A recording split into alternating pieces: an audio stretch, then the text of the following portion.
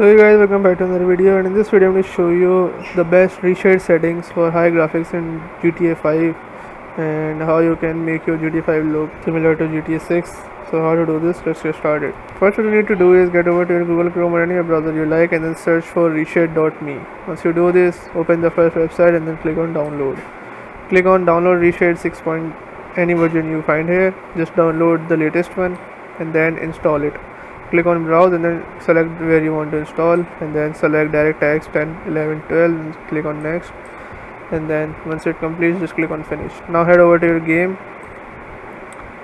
and then press home button on your keyboard. Once you do this, first what you need to do is search for Lightroom and then check the box for Lightroom.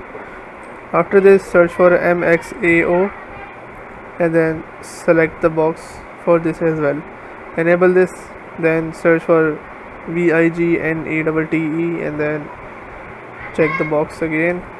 Now search for clarity, enable this. Now search for bloom and then enable this. Now search for vibrance and then enable this as well.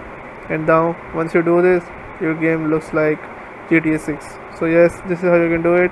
If your problem still occurs, so make sure to comment down below so we can bring a detailed guide on this video. Alright, that's it for today's tutorial.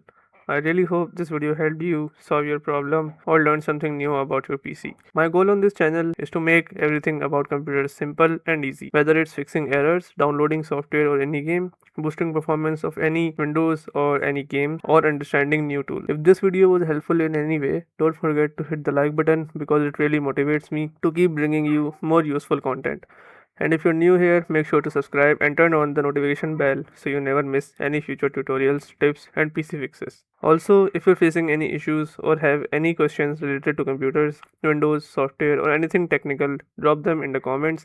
I read all of your comments and I'll try my best to help you out. Thanks a lot for watching. Take care of your system, keep learning and I'll see you in the next video. Thanks for watching.